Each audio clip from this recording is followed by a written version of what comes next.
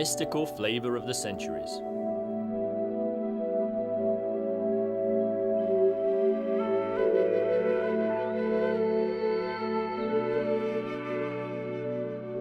Wine is one of the oldest and most loved drinks.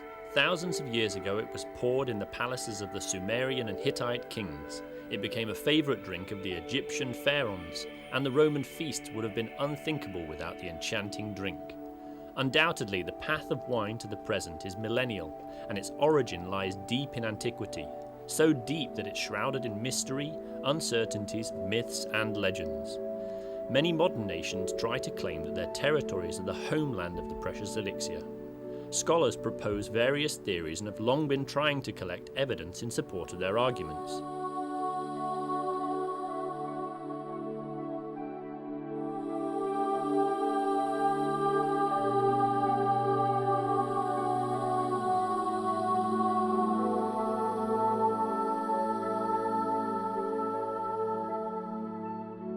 One of the most reliable theories is that the land of the ancient Thracians was the homeland of wine and the place where it was produced for the first time.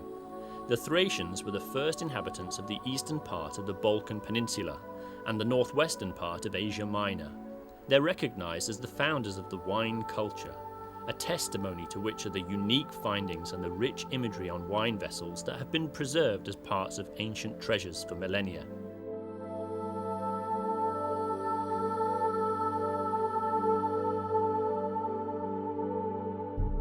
For the Thracians, wine was sacred, a gift of the god Dionysus Zagreus to humanity. The Thracian cult of Dionysus originated around the 10th century BC. Archaeological findings show Dionysus as one of the most revered deities in the Thracian lands. It's even thought that the god of wine is part of the Greek-Roman pantheon precisely because of the Thracians. The divine drink had a special ritual significance. It made possible the union with God. Thracians considered wine the blood of Dionysus himself. A Thracian legend describes the origin of the vine as a drop of blood, ichor, from the gods that fell from the sky and gave rise to the first plant. Dionysus found the vine during his travels and cultivated it as a gift to humans. He travelled with his merry entourage and taught people how to grow vines and make wine.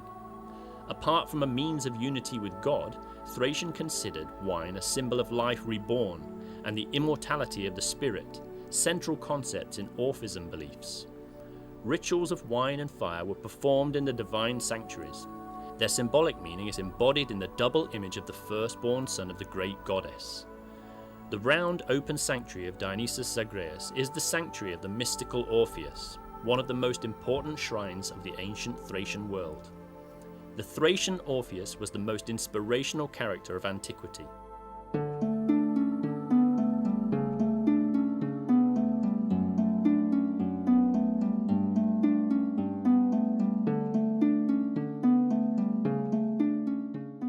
He was not only the famous singer whose music was able to subdue humans, animals, and gods, Orpheus was also an illuminator of the human soul. As a religious mythology, Thracian Orphism supports the image of Dionysus Zagreus as the son of the great goddess, who was sacrificed so that life would be born anew. In mystic rites, wine was a symbol of life reborn and the immortality of the spirit, which was the essence of the ancient Thracian wine culture.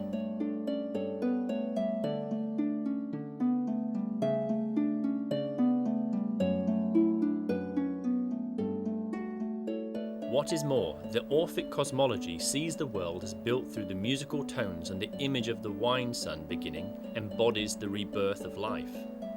As an elitist teaching, Orphism connects art with wine, and this relationship is an important component of the ancient Thracian wine culture. Wine became a symbol of creation itself, of mysterious knowledge, of the wisdom of what was beyond words and imperishable, art.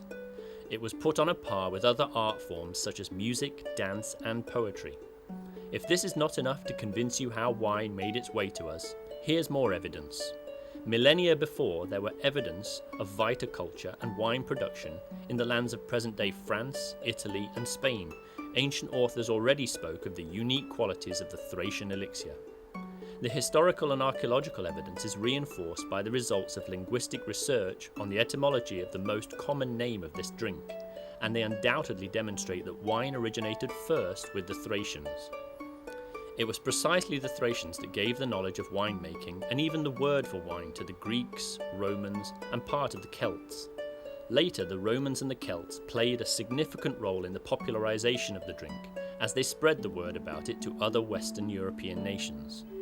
Today, what is left of the Thracians and Dionysus are only priceless treasures, among which several unique varieties, Mavrud, Pamid, Rubin, Gamza, Wide Melnik, Dimiat, Red Misket.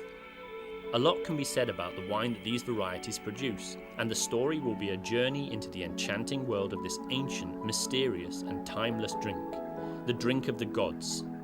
The wine urges me on, the bewitching wine which sets even a wise man to singing and to laughing gently, and rouses him up to dance and brings forth words which were better unspoken, said the immortal Homer.